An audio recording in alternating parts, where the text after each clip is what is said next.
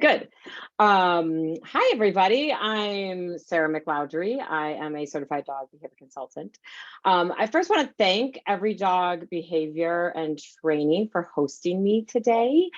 I reached out actually because I used to have a training facility in Illinois where we had a very large Hispanic population that I always felt bad that I could not help support. And I know that that has been a big part of Every Dog and one of their things that they're trying to work on. So that's why I wanted to donate my time, and please donate to them as you can for this webinar or just in general, because everybody needs a little help. All right, let's get this started. Multi-dog living peacefully. This is a two-part webinar. The second part will be about problem-solving dogs that are having issues together. So if you have, as Miranda said, if you have any questions, please put them in the chat so that we can answer them at the end. But if they're really specific about dogs who are trying to not get along and things like that, hopefully put them in the chat anyway, because I might not answer them today, but I might use them for the next webinar in a couple weeks that I have not yet finished yet. So as I said, I'm a certified dog behavior consultant. I am a CPDT-KSA. The S stands for skills.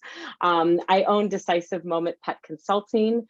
I've been in business with that business for about a year. I am also a staff trainer at Synergy Behavior Solutions, a veterinary behavior clinic in Portland, Oregon. I was this head trainer there, and then I decided to pull back a little bit and come back to doing my own thing. I ran my own business also in Illinois from 2004 until 2016.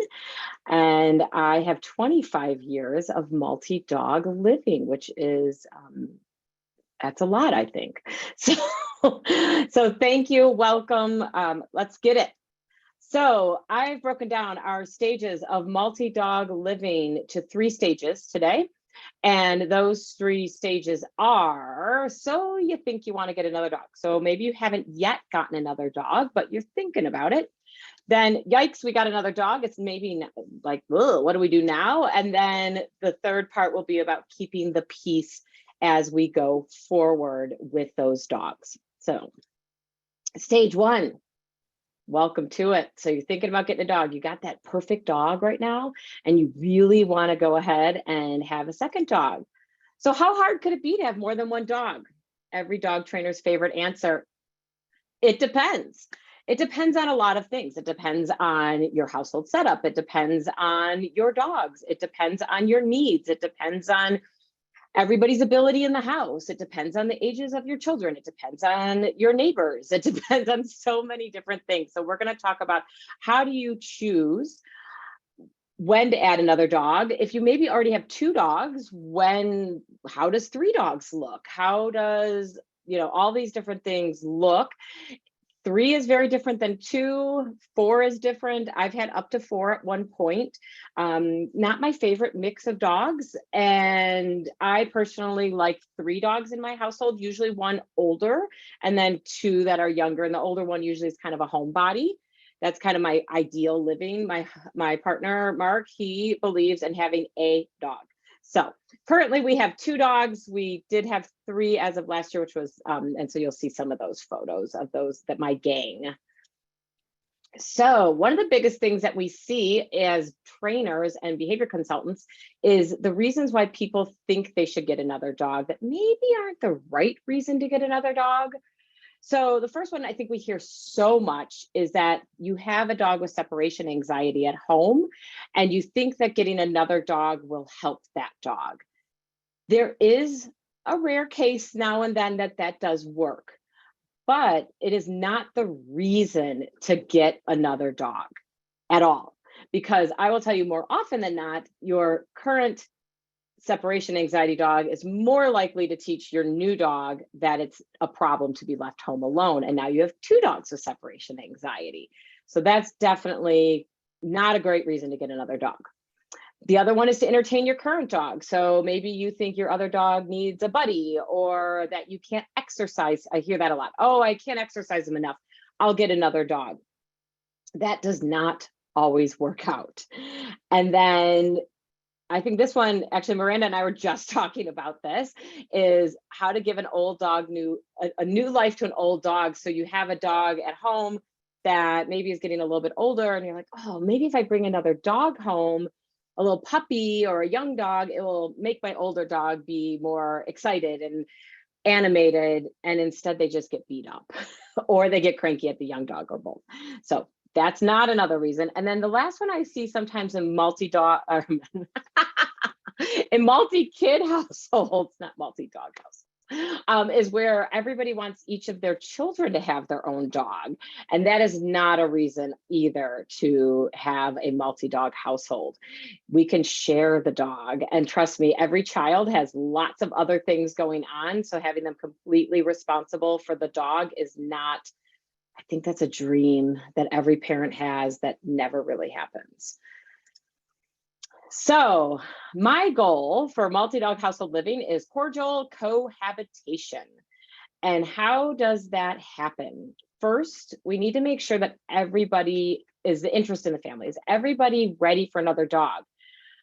Oh, I can't tell you how many times as a consultant I go in and it's usually the mother would like another dog, and the husband, I know these are stereotypes, but the husband is like, I can't believe we got another dog.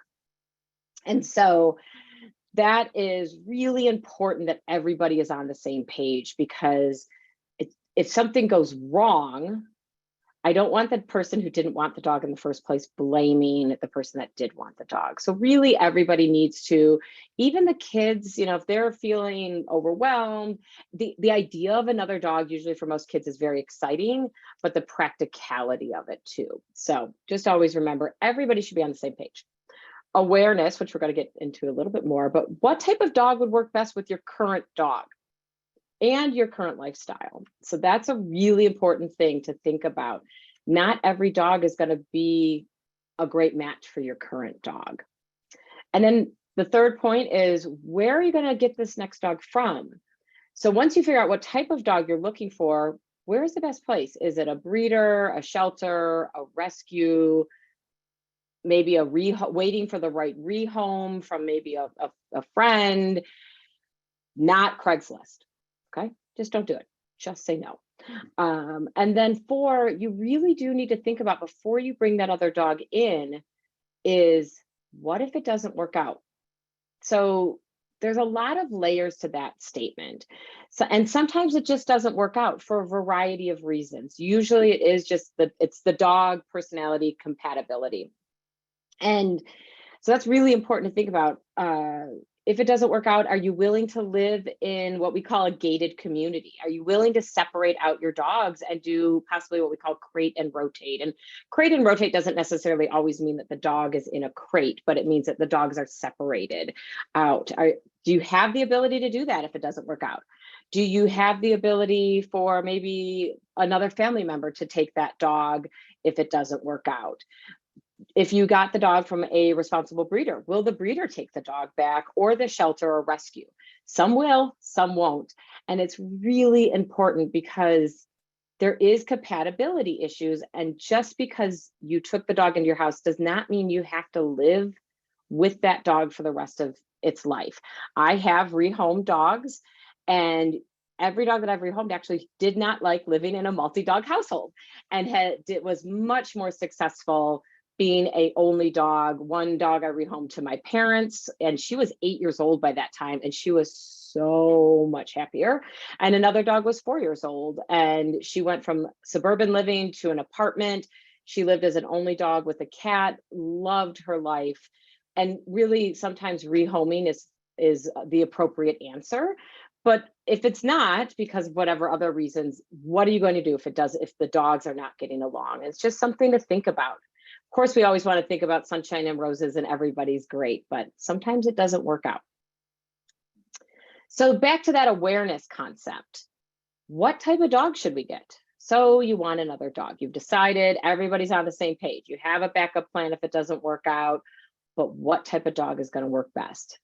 Age and sex of the dog doesn't matter. And age is, I think, more important when you're looking at, if you have an older dog at home, bringing in a boisterous shark tooth puppy, usually not the best answer. So that's one place where I see age the most often a problem, when we have two ends of the spectrum. Sex of the dog, does that matter? Oof, God, there's so much research there. The biggest thing about the sex of the dog is if you have intact dogs. So if you have an intact male and you want to get a female, are you going to spay her or neuter the boy? What's going to happen with that? Are you prepared for the consequences if something happens by accident, like the neighbors let their dog out? And then there are certain dogs who get along better with females than males. That is about knowing your existing dog. I live in a multi-female household. I have lived with multiple intact females in my house. I have not had problems. I know lots of people who will never have multiple females together. I know lots of people who will never have intact males together. It really depends on the mix of dogs. Traditionally, we say a male and a female are better together. And frequently, so many of our dogs in the rescue situation are spayed and neutered so that we don't have to worry about the sex component of the sex of the dog. So that's just something to think about, though. Size. There is a safety risk. If you have a let's say a large German Shepherd or a Cane Corso, and you decide you want to go get a little Yorkshire Terrier, maybe not the best choice. Or if you have a Greyhound and you want to get a small white fluffy dog, maybe not the best choice. And sometimes it's not even about aggression. It's just about play styles and safety when interacting. A big bully dog playing with a small little dog could really injure them, not with any intent, but just the practicality of size. They just can happen. Italian Greyhounds, if you look at them differently, they will break a leg. And I would not want an Italian Greyhound in a house with very large other breed dogs. Then also energy. So if you have a super laid back dog and then you go and decide to get a Vizsla, maybe not a great companion there. And oh my God, young field bred Labradors, bringing those in a house with an elderly dog, that's a problem. A personality of the dogs. Some dogs are just easygoing, laid back, some are not. You need to really think about what personality traits does your dog have and what's good about them, and that would be compatible. And then behavioral concerns.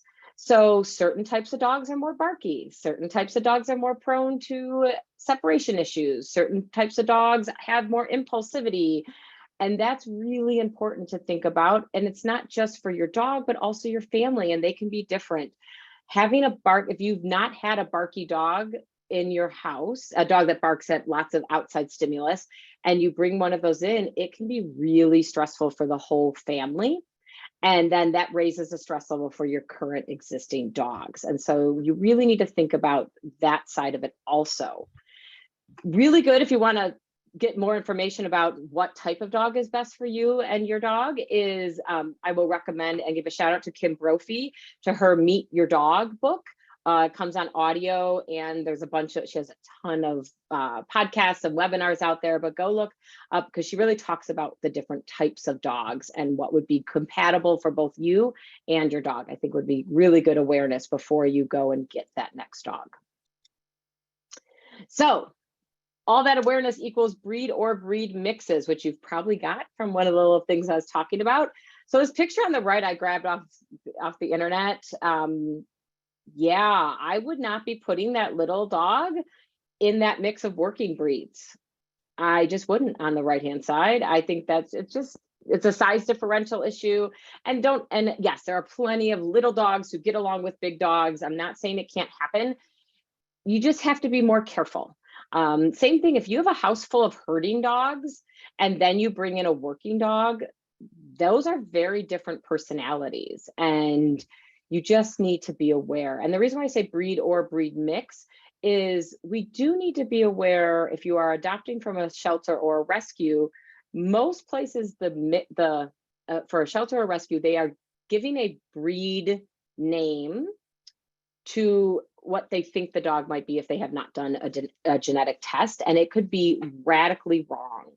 And so recently, a friend of mine had a foster litter, and they did DNA tests, and she would have guessed that the puppies were some type of beagle mix.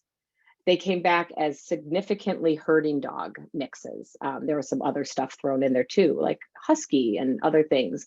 And that's a very different personality to a beagle. And so I think that's really important. If you have a dog who is maybe a little special needs at home and you want to go get another dog,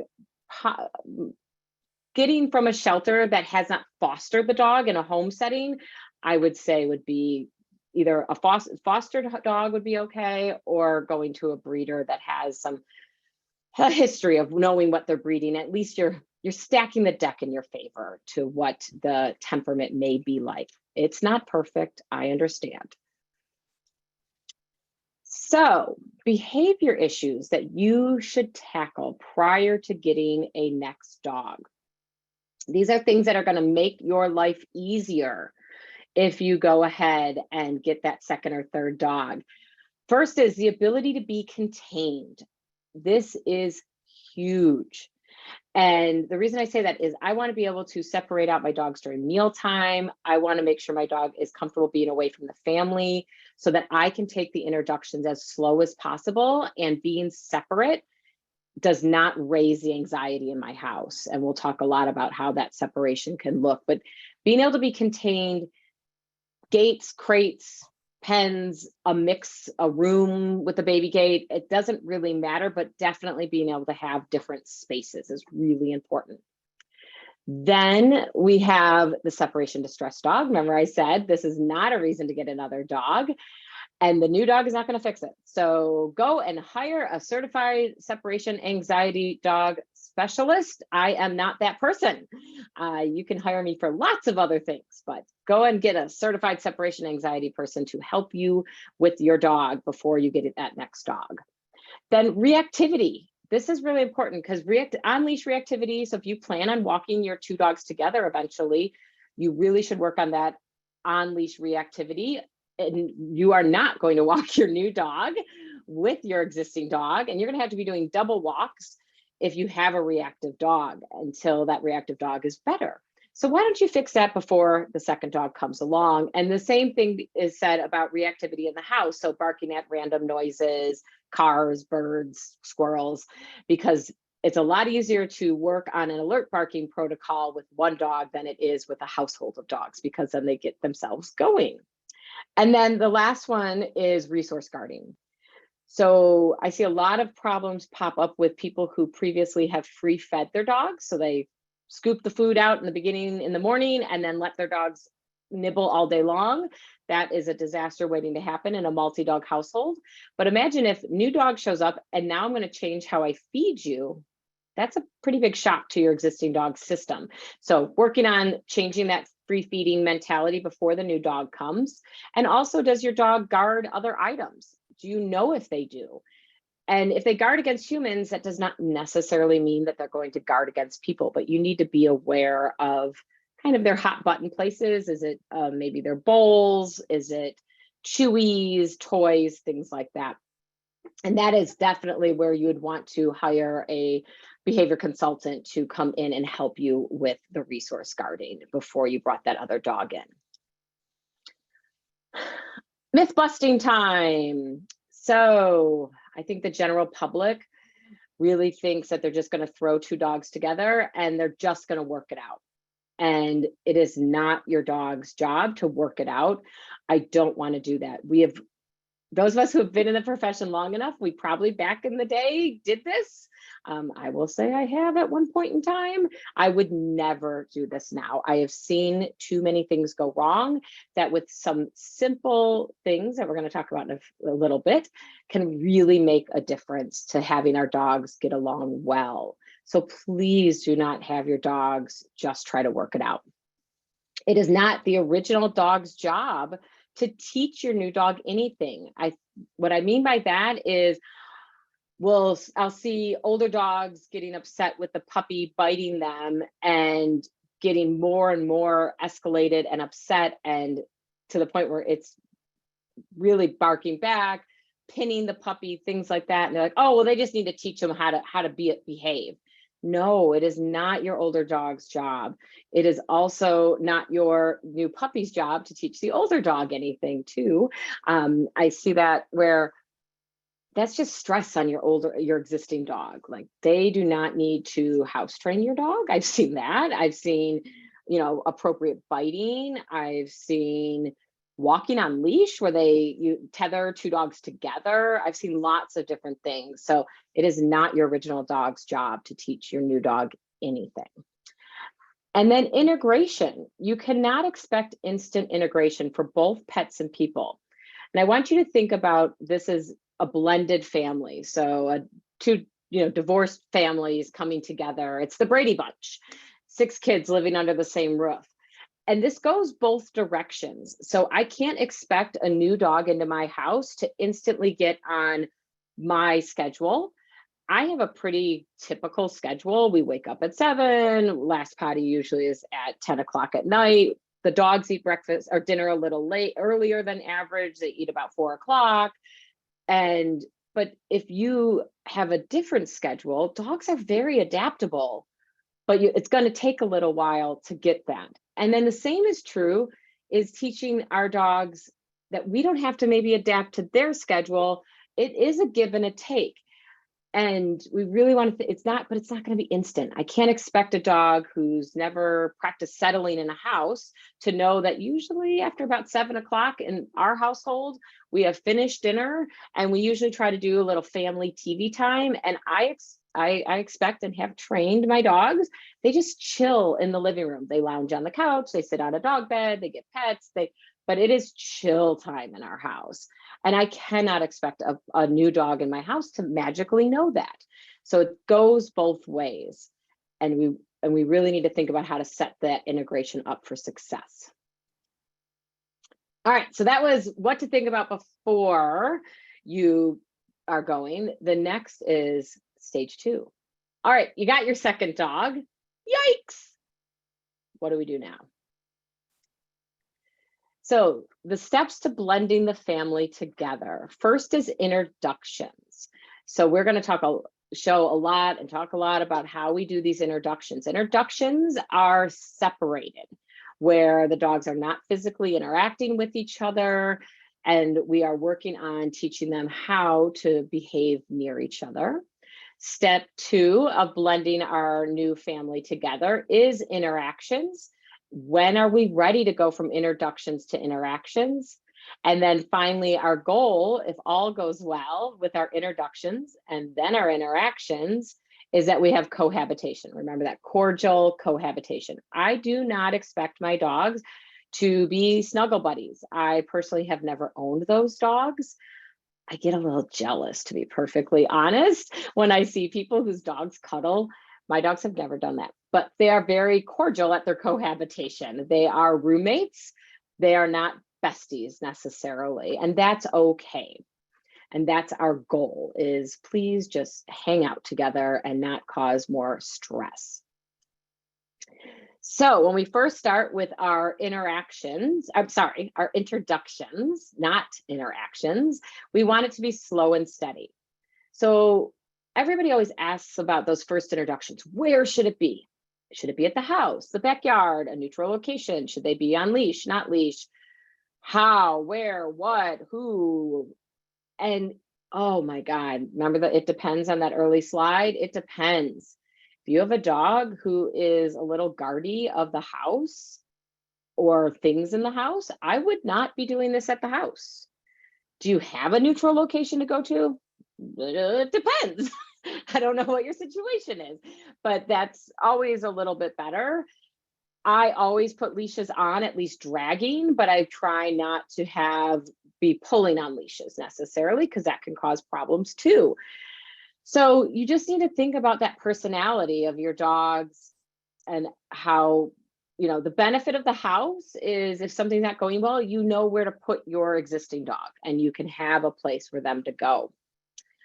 Then we're going to work on in-house separation for our introductions. We want to look at gates, pens, crates. They are all your friend, because remember, before we got our second dog, we spent time teaching our existing dog that they can be separated. The reason we want to work on your existing dog being separated is because we don't know, especially if you have a shelter dog, it may not be crate trained. It may not be comfortable behind a gate. And so at least if one of the two can be, that gives you some flexibility. Gates, crates, pens are all about safety, making sure that if something doesn't go quite right and somebody doesn't like somebody, we don't have to worry about anybody getting injured. And then my next question always for clients is, does it even need to happen? Can it wait? Should it wait? If you have dogs with a history of maybe having problems with puppies, which I did at one time, I made sure that my puppy stayed separate from that dog until she was probably between 4 and 5 months old. They had interactions between gates, but they never had physical they had introductions between gates. We did a lot of training, but they never had any physical interactions. They went out separately. We were able to separate our house out. And until that puppy was a little bit bigger, a little more sturdy, already had a great relationship with me and training history with me, did I ever even allow that dog to have some interactions with each other. And so it can wait. I know clients have waited months and months and months, and in the long run had really great cordial cohabitation. I can think of a client where she had 2 Westies, and they were known for pack hunting together of small rodents, and she was bringing in a Sheltie puppy. And the Sheltie puppy was very small and made lots of funny noises. And so she made sure that that Sheltie puppy initially was gated into a bathroom. And then as the Westies got calmer with the idea of the Sheltie gated away, then eventually the puppy lived in a pen in their living room. And the Westies had full run of the house, but the Sheltie did not until the Sheltie was older and everybody was much more comfortable with each other. So that's when you're thinking, oh, are things looking good? Yeah, maybe just wait another extra week or two. Things looking bad, it's okay, go slow. Like I said, with that Westie client, it was at least 6 months that that puppy lived in the pen in the kitchen before they all interacted together. And even then it was very structured interaction for at least the first year. And then it was fine, but they really went slow because she really wanted to make sure everybody was safe. All it takes is having history of a reactive dog or a fearful dog, and you learn really fast how to take it slow. So if you're thinking you're not going slow or fast, if you think you're going too fast, too slow, I just want you to remember this photo. There you go, enjoy it for a moment. So this is a puppy whose owner wanted to thought she didn't know any better, and she figured she should just let him work it out, even though the dog had some history of not liking other dogs. And the existing dog ended up taking out the eye of this puppy. She did lose her eye. At this point, she had not yet lost it, but they ended up coming to the behavior clinic. And in the long run, it worked out great, but it was months of separation. And as this puppy grew a little bit bigger, and she did have to have that eye removed. So if you think you're going too slow, think about this photo. You can always go slower for safety. So you're going slow and you're looking for, are my dogs ready to interact? So what are we looking for interaction? We are looking for loose body language. So actually, I just saw that Every Dog is hosting a body language webinar coming up soon. I'm so glad. So I don't have to go in depth about this. That's why I took out the slides about that. But loose body language. So wiggly bodies, not tense. The dog in the front in this picture is looking a little tense, but because it was a setup photo for this webinar, and my friend this is Mallory from the Reactive Dog blog. So if you recognize those dogs, that's Mallory's dogs, Gracie and Ollie, but she was squeaking a squeaky toy to get them to look at her. So Ollie is a little tense there, but Gracie was wagging her tail. She's got soft ears. You're looking for calmness, softness, that kind of body language. Go look at Lily Chin's body language book if you're not sure. We're looking for calm curiosity at the barrier. So over here we have my dog Lindy on the left and my Dr. Politeness' former dog, Jazz, they used to share the office together at Synergy Behavior Solutions. And Jazz was an older dog, and he had a history of fighting with dogs. Oh, and they spent many hours together at the office, and they would physically interact sometimes on leash, but they always were separated during the time in the office, just for safety's sake, just to be careful. He was older, he had some health issues. We just wanted, they were super great. They enjoyed snuffling each other through the gate. They were very calm and curious, derp lip and all there. We're also looking for low arousal. So these dogs here on the left they're both laying down. They're relaxed. One dog is licking on a topple, but they're chill. That's what we want. And then speaking of chill, the ability to relax near each other. This is my coworker Lorenzo's puppy Rufio, when Rufio was a little itty baby. And this is a huge deal. Rufio is learning how to relax in a crate and be contained while another dog was loose. And so Lindy that's one of her many thrones over at Synergy. And she knew that being up gets her a little bit away from the sharky tooth puppy, but they're able to completely relax near each other and be calm and comfortable. So those would all be signs that I think we're ready to move these interactions.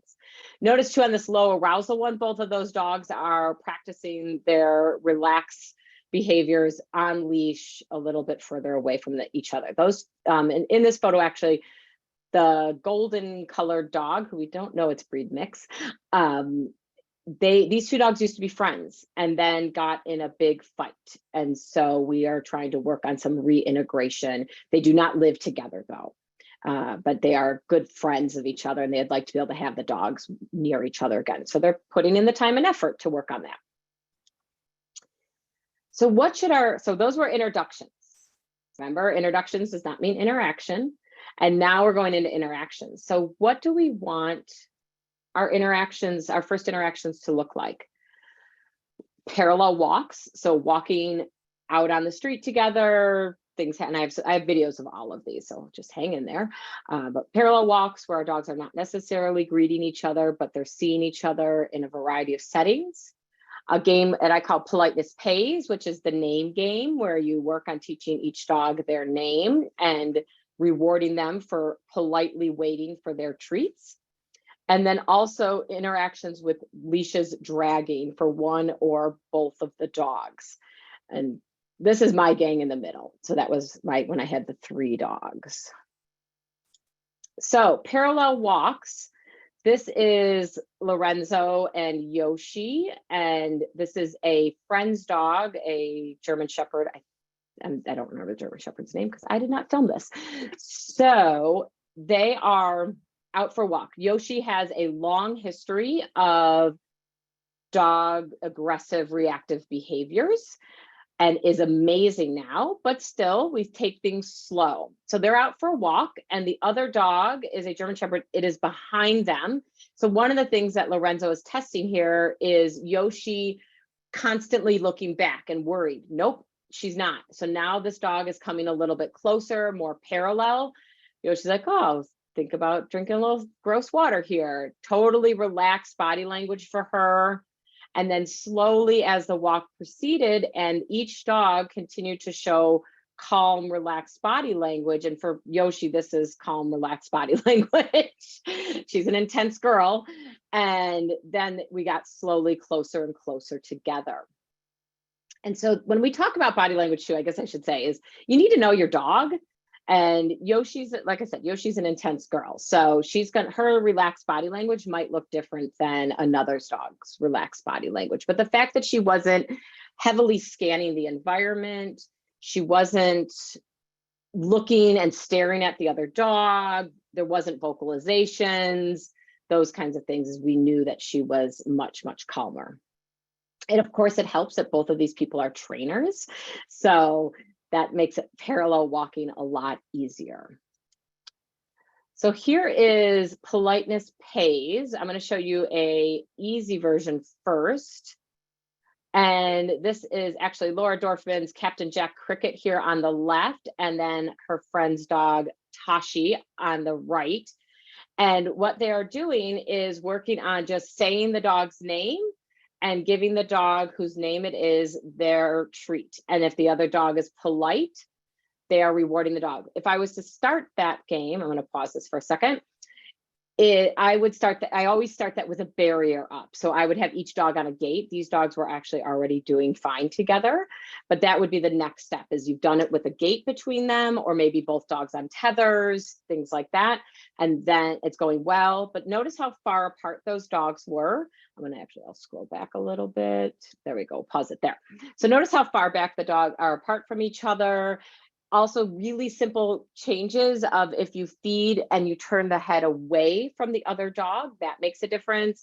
Having the dogs on stations, or one on a mat, one on a station, even within a house, one could be up on the couch, one could be on the floor. Lots of ways to do that. I'm going to show this next part of this video just because it's cute. This is very advanced Politeness Pays. I don't know if I set my, hold on, I got to unmute this. Let's see if we can hear it, but so this is my gang last year.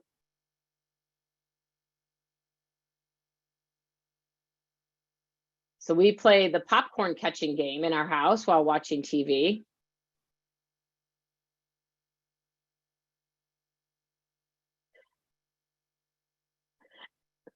And I do like them down just for safety's sake. And you could tell who's the youngest dog in this mix. It would be Lindy, the middle one, the toller. This is hard for her. And that was great. Bueller dropped his, but she didn't grab it, so she got another one right away, because Bueller could be a little guardy. So this is obviously trainer advanced game. This is not for dogs who are really crazy guardy or anything, but it is a fun way to take Politeness Pays to the next level with your dogs. And then here is some leashed interactions. So in this particular video, unfortunately, the first part of this video focused only on one dog, and you couldn't see that there was a whole other dog. The video's a little janky, so please, if you get motion sickness, I'm sorry. I was using a Pivo, which is great, but I hadn't figured out all the settings yet on it. So we have on the left is a dog named Phoenix. He is owned by Dr. Volley and her partner Scott. Scott is also in this video. And Phoenix at this point was probably about a 10-month-old Dutch Shepherd. So his body language is a little intense. Lindy is a 4-year-old Nova Scotia Duck-Tone Retriever. They both are intact. And so we are done some distance, relaxation, on leash, and this is what our next step with some leashed interactions. Lindy is very, very comfortable with everybody in the room because she has grown up at the clinics. Phoenix is new to Dr. Volley and Scott, and Phoenix has some hyper attachment and separation anxiety, especially hyper attachment to Scott. But Lindy, you will see, loves Scott also. So we'll kind of narrate this video. So actually, I'm going to mute this because I'm sure we were just talking about silly things. So Lindy is off leash because Lindy has a really good recall. Lindy is, sorry about the jankiness. Lindy knows these people well. So we have Phoenix on leash, and we put Phoenix up on the climb to give him a spot to stand. And then Lindy goes in for a sneaky sniff. And then it's not so sneaky. And so we made sure to reward her for that. We're doing a little Politeness Pays here. And then Lindy's like, and notice how, actually, that was a great, when we talk about subtle changes. So like I said, Lindy loves Scott. So Lindy sees that Scott is paying Phoenix, and watch how Scott does the placement of this reward off to his side of his leg. He uses his body as a block. And then I called Phoenix away because I knew that Phoenix was more likely to come to me. Phoenix isn't quite so food motivated as Lindy is. Oh, what a goober she is. So he has not gotten a great job at sniffing her, and he really wants to, but notice how Scott starts pretty rapid feeding her while he is sniffing her. And then Phoenix decides to get a little cheeky because he is an intact male and an adolescent, and she has some neurologic issues in her back end and does not like dogs up her butt. And so we have that leash on to stop too much interaction, okay? And that's why and notice how we had a long line on him. We were not really controlling his movements until he started getting a little cheeky. We didn't want Lindy to get too upset with him for going up her butt. And she will, because she has some neurologic issues and she's intact and she was not in standing heat. And so they do not appreciate male dogs going up their butt.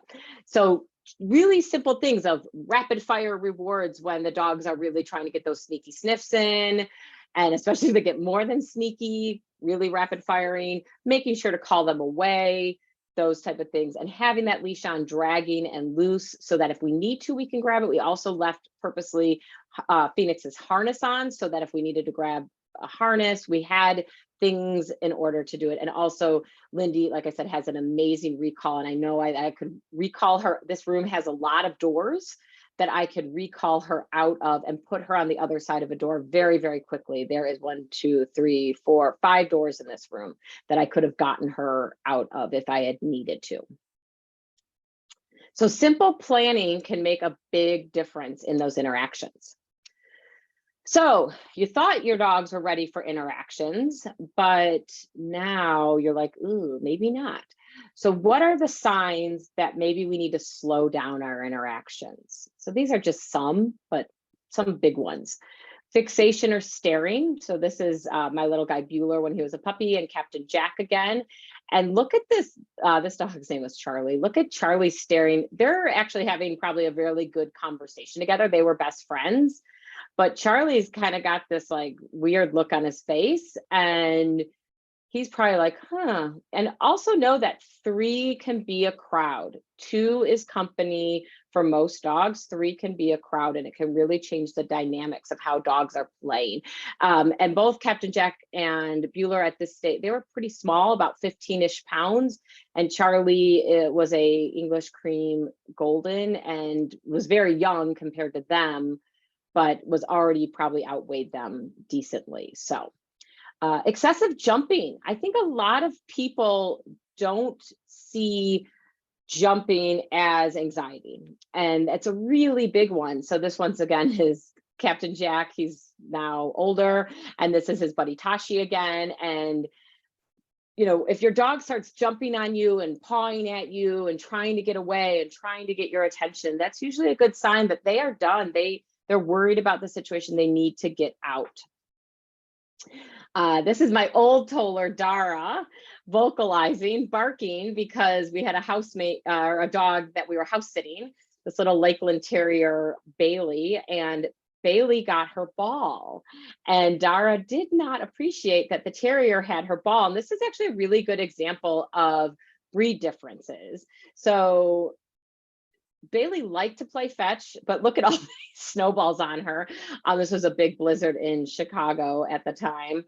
And Dara could stay out there and fetch all day long, did not care, literally would fetch until her feet bled, which had happened more than once to her without us realizing. And Bailey really at this point is kind of done, but she wants the ball still. So that Terrier personality versus the Retriever Toller personality. And that can be a really big problem. So being careful with that. And then sometimes the more subtle, the turning away, avoidance. I see that a lot when I go in to do in-home consultations, when I do them via Zoom, is dogs who are clearly avoiding each other. They don't want to interact, and their people are forcing it. And so that's a good example of slowing it down, getting more separation again. And then complete disengagement, when one dog is constantly coming up and the other dog gets away and leaves or walks away. That's another one that's really can be a big warning sign too. So that brings us to stage 3, is keeping the peace. So let's say we did all of our slow introductions and interactions and things are going really pretty smoothly. and you would like to keep it that way because you don't want to pay the behavior consultant to come to your house or to Zoom and help you figure out how to fix it once that things are settled. So these are some suggestions for keeping the peace once things are settled. So appropriate supervision, proactive management. So thinking about, proactive management is making sure that the dogs aren't eating right next to each other, making sure that you are not letting them go out the door at the same time, managing just different situations around your house, maybe having them take time away apart from each other, separated. Teaching a conditioned positive interrupter. What is that? That is, in my house, it's kissy noises. If I go, my dogs usually are coming really, really fast. Thankfully, the one that is not crated right now is deaf. Otherwise, she'd be in my lap. But I always joke, I want t-shirts that say kissy noise saves the day, because it is amazing when you start to see maybe dogs escalating in their behavior and you're like, ooh, I don't really like how that's going. Kissy noise to get their attention, call them back to you, can really make a big difference. And then what is play and what is too much play? Play can go from okay to bad really fast. And so being aware that you're having play breaks, know what play looks like for your dogs. Play is not getting constantly body slammed. Play is not constantly getting your tail grabbed, being chased. Play is not keeping the other dogs away from all the toys. So making sure that there are places for dogs to maybe go away from the play breaks. You want to look for a give and a take, and that there is some communication, that there's pauses. If there are not pauses, that's when we get to, is the play too much? And that's where your condition interrupter, or our last two things on the bottom here, it can really make a difference. So teaching a solid go to spot, and I put spot there because it can be go to bed, it can be go to crate, it can be go, I have a climb in my kitchen, I have dog beds, I have a place out on my deck. I want my dogs to be able to know to go to some place to cool the jets when I can see things are starting to escalate. Also, two recalls. My condition interrupter is basically a recall, but also recalls can save lives. If I hear my Toller outside, this is more back when I had Bueller, if I heard her starting to get upset and overexcited about a squirrel in our yard, I would immediately call her in, because I knew that that would set Bueller off, and Bueller would then be a crazy man for quite some time. And so making sure that if you have certain things that set off your other dogs, being aware, and recalls. And I have a group recall also, in addition to a separate recall. So my group recall, if they're barking at something, is thank you. And they come to me and they just get cookies. My doorbell actually means run to the mudroom and have a party in the mudroom. So there are things that you can do. And all of these are, maybe manageable with one dog, but all of a sudden when you have multiple dogs, it can get a little crazy. So then we go into what I like to call maintenance mode. So maintenance of our multi-dog household, that is our appropriate supervision. Mealtime. Really do not feed your dogs right next to each other. Each dog should have their own spot to eat. Be predictable and boring about that spot. I have one dog in my mudroom. When we had three dogs, Rizzo was in the mudroom, Bueller was right outside of the mudroom, but there was a separation between them. The door didn't close, but there was a physical separation. And then Lindy actually eats across the room on a climb. And so that's how we separated them out. Bueller when we had Bueller in the household, Bueller passed away a year ago from cancer. He was very guardy he could be very guardy about his food. So that's why we kept the puppy far away from him. Have multiple water bowls. The number of times that I look at consults and I see that they have one water bowl for 3 dogs in a household. And then you find out that one of the dogs is guarding the water bowl. So it's kind of like cat litter boxes, have one water bowl per dog plus one. And have them in different spots of the house. Multiple water bowls right next to each other is just one big water bowl. And I actually now, because Rizzo likes a fountain and actually needs a fountain because she really likes clean water, I have a fountain, I have bowls, I have ceramic bowls, I have metal bowls, so that dogs have options. And I have them very far apart, because the simplest way to deal with resource guarding of water bowls is putting them in different places, because you cannot guard bowls that are 40 feet apart from each other. It's just not possible, trust me. I used to have a dog that guarded water, can you tell?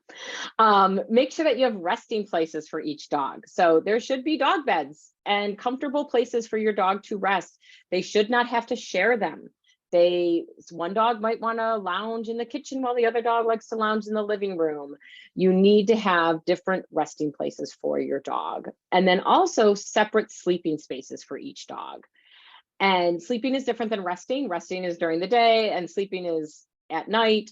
So being careful that if you do sleep with your dogs in your bed, that there is enough space for each dog, and they also still have space on the floor of appropriate beds, crates, pens, whatever, where if they are not feeling the love, they have somewhere else to go. And doing these things can really make a difference. Just being aware of these 4 things can really help your cordial cohabitation as you go forward with dogs who are getting along already. So to continue our maintenance, these are the places you want to look for in your house that issues might arise. So this is in home, tight spaces. So coffee table, between tables and couches, doorways, my webcam is blocking my thing, corners, and in your kitchen, and all hallways are tight, they're dark, things happen in them. If you have a dog door, multiple dogs trying to go out a dog door at the same time.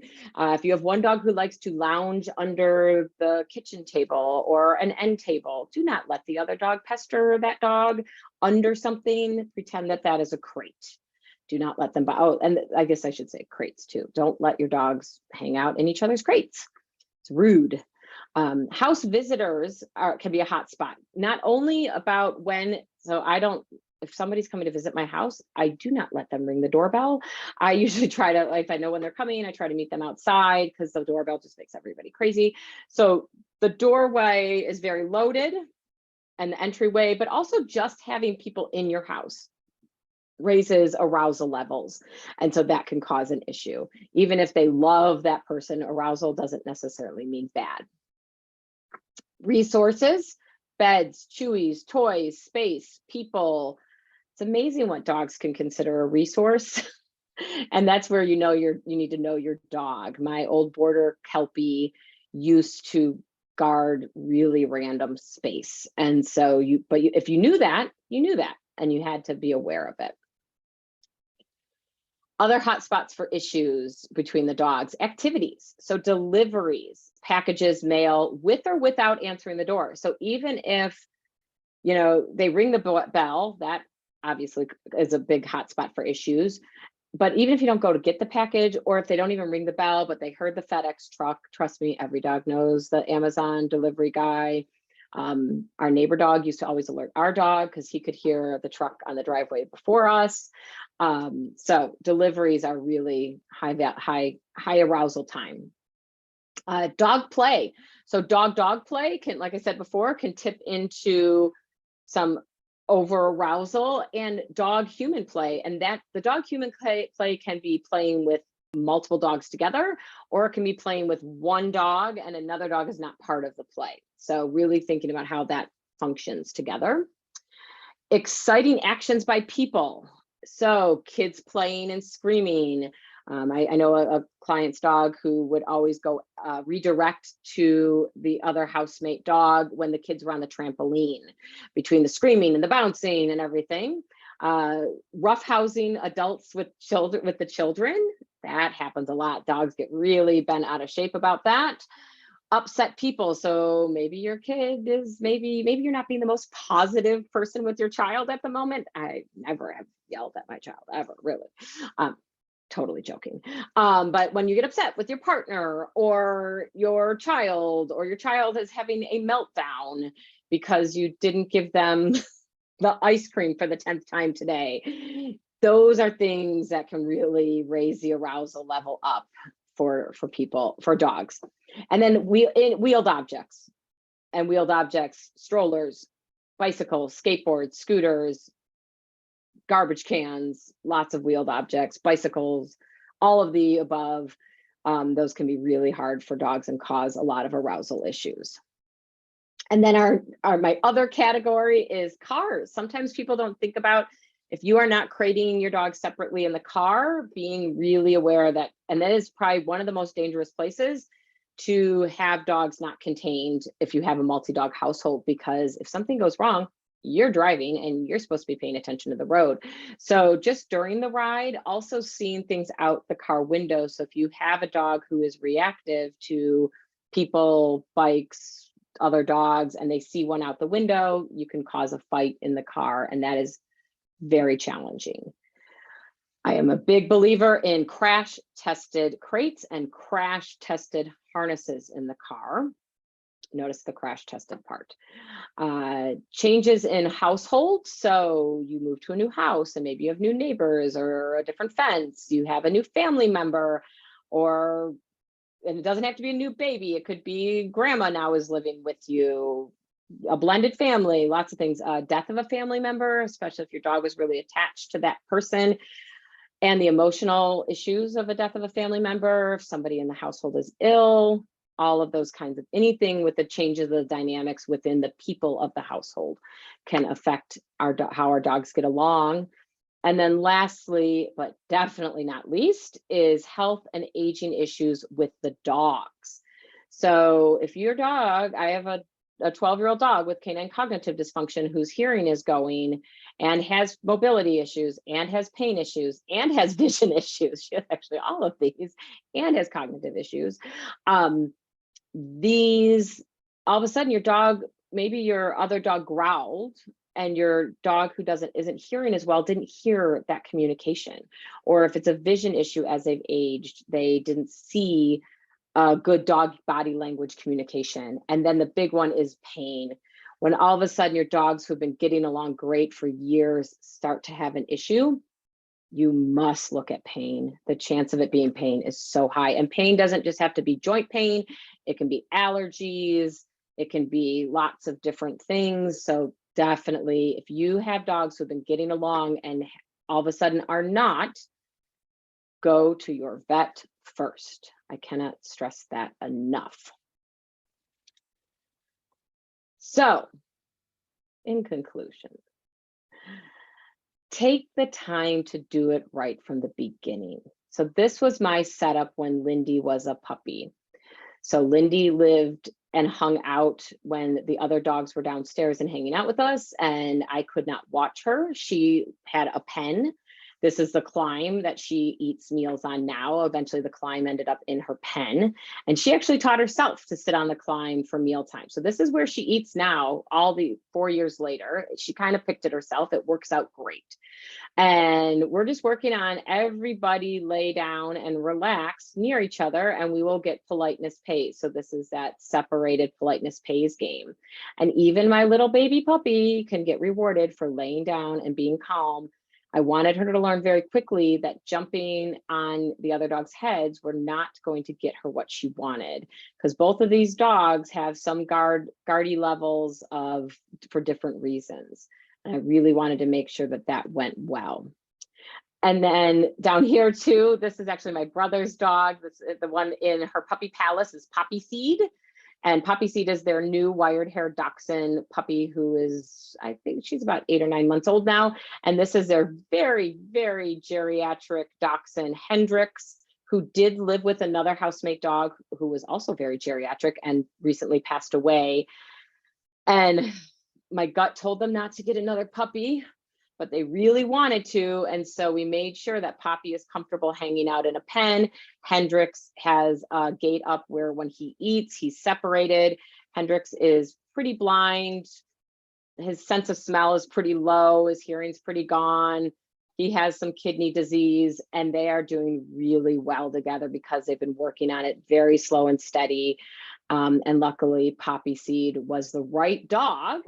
And we always joke that she is a unicorn puppy, but that was really an important part. They really talked to the breeder, and they initially were thinking about rescuing because that's how Hendrix came to their life.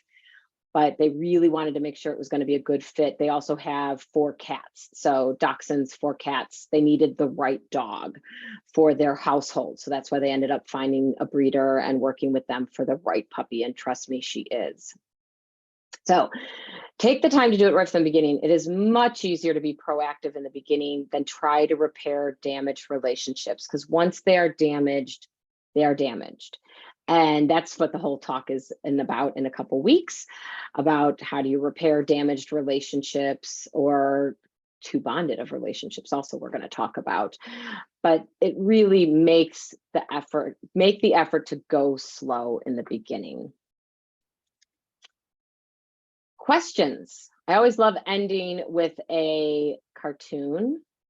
Actually, we're going to come back to this in a second, but we're going to need a bigger bed, and I love it. This is me to my partner. So we can get more dogs? It's always the answer is no. So also though, before I forget, I want to say thank you to Every Dog Behavior and Training for hosting me. And I am Sara McLoudrey, and you can follow me at Decisive Pet Consulting on Instagram and Facebook. My 17-year-old child is trying desperately to get me on TikTok, or as I jokingly call it to him, TikTok. Maybe, but right now I'm on Instagram. I'm doing reels, so come and hang out with us there. But we'll go back to our cute little cartoon, and Miranda can open it up for questions, and I'm going to grab a drink because that was a lot of talking in an hour. Awesome. That was indeed a lot of talking. And don't worry, we're technically on TikTok, but we don't do anything on TikTok either because I am equally terrified of it. So it's always nice when I find someone else who's like, you don't get TikTok either. I know. I feel like an old lady. Okay, we already have some great questions in here. If you have other questions, please feel free to put them in that chat box. So one of the first questions was, I'm going to stop the share right now. You guys all got to laugh at our cute joke. Yeah, we did it. So you can see, there you go. All right. Okay. So one of the questions was, how do you have a life when you have dogs who need to do things like be walked separately? How do you do it? All right. So, yeah, separate walking is a drag, man. I'll be honest. I don't really walk my dogs. I'm a professional trainer. I think we should start a group. I'm a professional trainer and I don't walk my dogs. That doesn't mean my dogs don't get out. I do sniff spots a lot. We are very lucky here in the Pacific Northwest. We have amazing sniff spots. I do a lot of enrichment and short walks, especially with your new dog. Thinking about dog walks as time, not distance. So with your new dog who probably needs to learn how to walk on leash, I would maybe set aside whatever your chunk of time is, 10, 15 minutes, 20 minutes. That doesn't mean you're going to get far because you're working on your loose leash walking. And so it's all about that time. But I do tons of enrichment to really work on balancing that out personally. If you are not familiar with Sniff Spot is like an Airbnb for dog play places. So you can rent out different places, go somewhere for an hour and go hang out there. The things to know are they're all different. Definitely check out the reviews. Make sure that if you need a fenced in yard that you check those reviews, make sure that's good. But there are even places that like have pools or large areas where dogs can run around. So especially if you're someone who has a reactive dog or a dog who maybe you don't have a backyard and you want to let them off somewhere, Sniff Spot can be a great resource for that. And especially depending on where you are, and if maybe it's not 100+ degrees in the middle of the summertime, I will even sometimes, because my older dog doesn't need as much time at Sniff Spot, I will sometimes crate her in my car and I will rotate dogs even. So I will spend an hour there and she only needs 10 to 15 minutes to putz around, where the younger dog needs more time. Yeah, absolutely. Okay, so another question. You talked a lot about using things like the pens and gates during introductions. What about dogs that fence fight or are barrier reactive? Yes. Tethers, I didn't really talk about tethers, but tethers are my friend also. I'm a big tether person. My favorite website, pettethers.com. My joke is I always forget what the website name is, and it literally is just pettethers.com. So tethers are great. And also Some of our fence fighters are, if you put visual barriers up on those, that can help to creating double bubble buffer zones. That was a lot, very hard to say. So having a gate and a gate where there's a little neutral zone between, and really working on, so that's where coming in handy is teaching the dog to disengage from the gate, like putting those gates up before you even get that second dog. I can think of a client actually that Lorenzo worked with, who they spent so much time before the new dog came home, working on teaching their existing dog who had some dog reactivity to disengage from the gate, disengage from the gate, disengage from the gate, and relaxation exercises at the gate, and really preloaded that before the puppy came home. So it can be done. Also, meds are your friend. So I work in a VP office, so meds are your friend. Talk to your, if you can't get that arousal level down, there might be a reason. I know Miranda's dog is having a meltdown at the moment, so. Yeah, there's something went by. It might have been an Amazon truck. It might have been literally nothing, but my dog is yelling at it just in case. We got a question about resources for dog body language. I did put the link in that chat for everydogaustin.org/webinars. That's where we do have upcoming things listed. But Sarah, do you have favorite resources for dog body language? I love Lily Chin's new book, it's newer now, I think, but her book is great. It's illustrations, but it's great. And then if you want photos, Brenda Aloff's book that is like the Bible. It's like pretty thick. I don't remember, but it's like, it might just be called Dog Body Language or something. And there is a lot of resources out there. Fear Free Pets has some really good some videos too, I believe, out there. And it really is about observing your dog's body language, because what your dog's tail carriage is going to be different maybe than another dog's. A cropped eared dog is different than a dog with floppy ears. An uppy ear dog is different, a smooth coated dog, all of those things. So really knowing what your dog looks like when they are happy versus not, and all of the in between. Absolutely. We got another question about, oh goodness, any good references for breed type personality characteristics? Without a doubt, that is Kim Brophy, and go look at her stuff and the Meet the Dog book. And she really breaks down, it's on audio if you don't want to read it.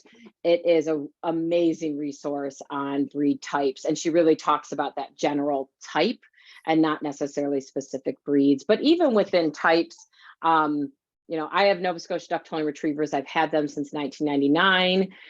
I had them before they were cool. But they're very different than a Labrador. They are both retrievers, and Tollers are herding dog mixed with retriever stock, and they can lean very herding dog. So especially if there's a breed you're interested in, go and meet them in person. Find somebody don't just meet them at a show. Especially if it's a rare breed, go meet them in person, go interact with them at a house. Don't just read, I watched someone recently get a old Scotch Collie, and if you read their stuff on their website, it's like, they're the perfect dog. They're what Lassie used to be, da, da, da, da, da, da, da. And I've met now 3 of them, and maybe the ones I've met are a little wacky, but the 3 that I've met, all females, all a little wacky. And so, it's important to get to know the breed and not just read what it says on breed standard. Yep, absolutely. An interesting question about same-sex pairing. So resources for multiple male dogs who are all fixed, who all leg lift in the house. This is more recent. We foster dogs and have 5 in the home. Oh man, once one starts peeing, first of all, anytime you have urination in the house, check the physical first. And I am really serious about that. I had a dog I fostered for a month, and I said to the organization, I really think something else is going on with him. And they're like, nope, he's just being bad, and limit his water, which don't ever do that. Please don't ever do that. And ended up that he had only one functioning kidney, which took them over a year to figure out. So check the physical first, check the physical again if it's still happening. And I will say in multi-dog households, male households who are leg lifting, is I would do belly bands if you can't get control over it, and making sure, making sure that you're watching the dogs, really supervising, making sure you're cleaning really well. And if you need to, go to belly bands. If you do not know who is peeing, one of the tricks is, if it's 5 dogs, it's a little harder. If it's only 2 dogs, you can feed one of them asparagus, and asparagus makes their pee smell very strongly. So then you can figure out who is, but also belly bands can help you figure out who's doing it, which can help. But really clean up well. Yeah, it's such a tough one. There's a lot of management, and can we catch it right before this happens and maybe try and redirect to something else, like that positive interrupter cue. Yep. And just, getting them outside and paying, rewarding like crazy for being out, but really a lot of watching. I did have a case once where that we were struggling with marking inside the house.